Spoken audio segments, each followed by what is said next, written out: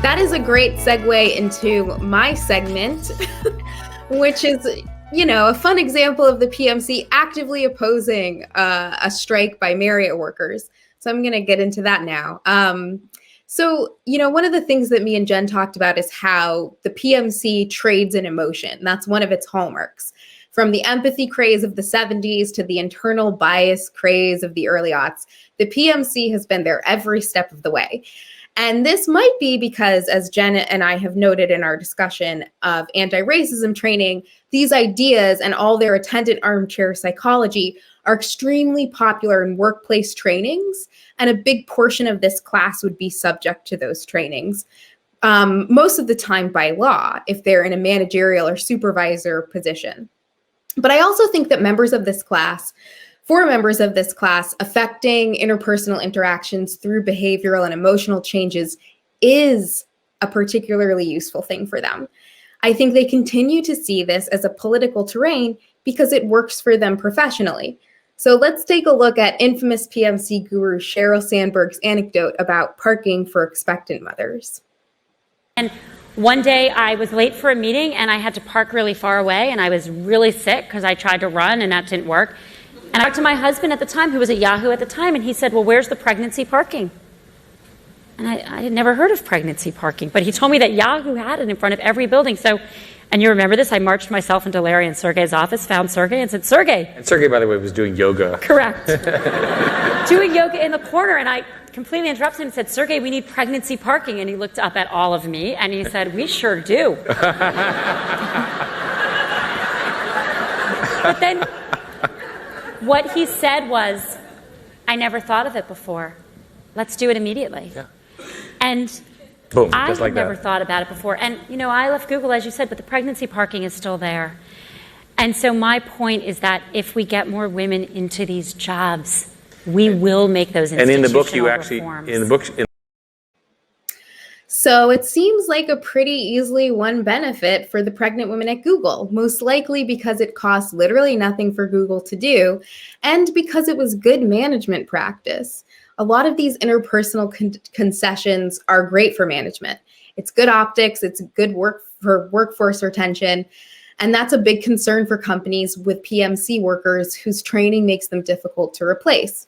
It also strengthens management's position. They can say, I'm the one who got you the pregnancy spots. Who needs a union?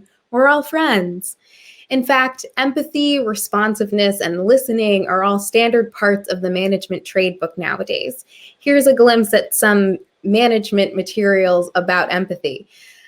The first thing that they encourage you to do in your workplace is talk about empathy, teach listening skills, encourage genuine perspective taking. It's unclear to me what that means, but I think they flesh that out in the seminar. Cultivate compassion and support global managers.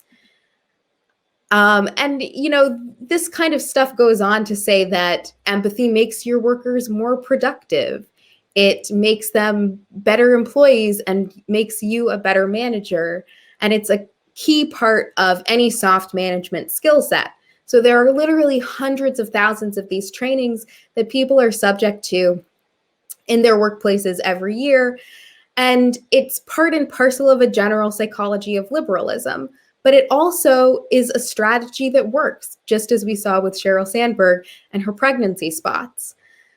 Here's empathy expert and apparent sociopath trainer Margie Warnell praising Marriott CEO Arne Sorensen for his empathetic video message to the 174,000 people working for the company who are experiencing or at risk for furloughs, layoffs, and loss of benefits due to the coronavirus. Arne Sorensen, the CEO of Marriott, really exemplified what empathetic leadership is during his recent video message to Marriott employees. Clearly, Marriott has been hard hit by this crisis. And yet, Arne Sorensen showed that in the midst of having to make some really hard decisions that would impact the lives of Marriott employees, he did that with a very, very empathetic heart, with a heavy heart. And of course, that level of empathy is what allows those who are part of the Marriott family to know that they're genuinely cared for, even in the midst of having to make hard decisions. Now let's look at how Arnie treated the Marriott family in 2018 when 3,000 Marriott employees across the U.S. went on strike for better wages. Now, Marriott has said it had hoped to resolve this agreement many months ago and says it remains committed to negotiating in good faith.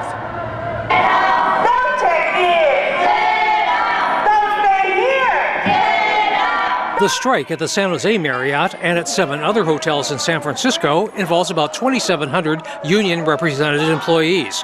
The lack of progress in negotiations has prompted San Francisco Supervisor Hillary Ronen to convene a special hearing tomorrow.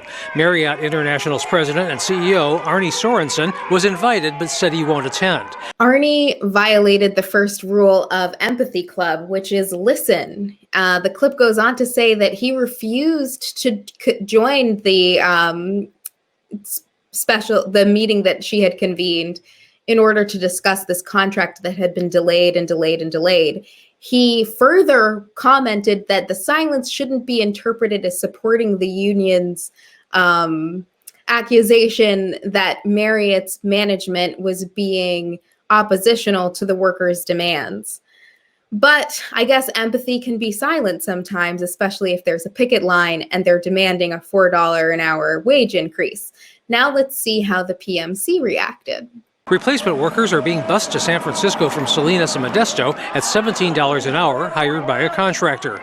In San Jose, with 200 workers on the picket line, it appears managers are doing the work. A lot of management level people from other hotels have been working here, and also some temp workers. But management isn't in the bargaining unit, and they have no incentive to actually join in the picket line. In fact, they can be penalized for that kind of solidarity with workers. And I think that's the bigger point here. It's not about empathy. Empathy only goes so far. But the other point is that the left has its own emotion that it claims, and that's shame. And I know there's been a lot in the media about how toxic shame is, but shame is the most important feeling on the picket line. If you can stop someone from crossing by shaming them, that is a pro-social emotion. And it's one you can easily apply to the empathetic managers who are scabbing for the company. Shame is what makes you not cross the picket line. And shame is what you feel if, like Arnie Sorensen, you furloughed most American workers last April while paying out $160 million in quarterly dividends and pursuing a pay raise. One former employee who was laid off because of coronavirus had this to say about the company's empathy-forward response in an interview with the New York Times. Quote, "They just say, we don't need you. You are on your own," said William Gonzalez, 47, who was laid off last month from his job at an employee cafeteria at the Marriott Hotel in San Francisco, leaving his family unable to pay rent. Quote, "The company has been making billions and billions of dollars, and a lot of that money doesn't go to pay workers," he added. "I thought there was going to be a moment where they say, okay, we're going to help you."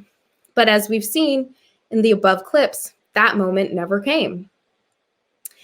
It would be foolish to say the left isn't also empathy focused. Of course, empathy is extremely important for literally every human being. It's not just the sole virtue of the PMC. But it's not the focus on emotions that makes the left different from the ruling class or the PMCs. It's what we do with them. Solidarity is based in emotion and class position. The basis of it is that our fight is the same, and we are stronger together. We know how it feels to struggle under exploitation, but our fight is not in feelings, it's in strategy. Of course, this requires exercising all kinds of emotional intelligence. Certainly some of it you could learn from these management seminars. But the left can turn despair into the kind of rage and righteousness that can move thousands of people to demand something more than a parking space, to have a goal beyond listening, to make a world that matches our compassion for others. The liberal and PMC view is that kind thoughts and empathy alone will propel us to this new world, And this may be true for some. If, like Sheryl Sandberg, you're in a senior position at a company and can tell your boss in the middle of yoga that he should consider that pregnant women get uncomfortable walking a long way in parking lots. But for the vast majority of us, this is not the world we inhabit. For the rest of us, empathy is nothing without strategy and solidarity. So your segment reminds me of a really amazing Sheryl Sandberg story, which I don't know if you know, but during the height of the Lean In days, she was going to give a talk at a conference, like a big women's conference, professional women's conference that was being held in a hospital. And I'm sorry, not a hospital, a hotel. And the hotel workers, and the hotel workers, who are predominantly women of color, low income, I think were going on strike. And they didn't ask her to not cross the picket line, but they were like, hey, we know that you work on women's issues. We know that you are an advocate for women in the workplace. Could you possibly come talk to us as well? And she was like, oh no, sorry, bye. Yeah. She's like, well, you don't have women in senior leadership positions that I can appeal to. The thing is that I want to emphasize here is that in a lot of these places, maybe it does work to say, listen, I'm a woman of color in a senior position. You need to stop saying that, employees have to have certain hairstyles. And that is nice. We want to fight for more freedom at work. We just don't want it to be through one specific nexus of installing an empathetic person in a position of power over us. That is a horrible strategy. Right. I mean, I think you've said this before, even if that person is genuinely great, what happens when they leave or are fired or die or whatever? So, or what happens when you start to demand something that costs more money than letting people wear their hair however they want or having a pregnancy spot? The empathy stops.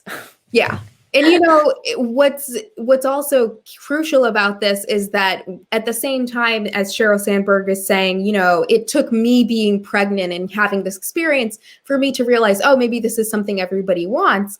I assure you that if you had a strong union where workers were democratically represented, one pregnant woman or another would be like, you need to let me park closer to the building. Right. And it wouldn't take someone in a senior position. And that is the redistribution of power. And that is exactly what the PMC is actively fighting against, because within the arrangement, they do kind of have a monopoly on a certain kind of interpersonal power. Right. And they don't want to let that go. Right.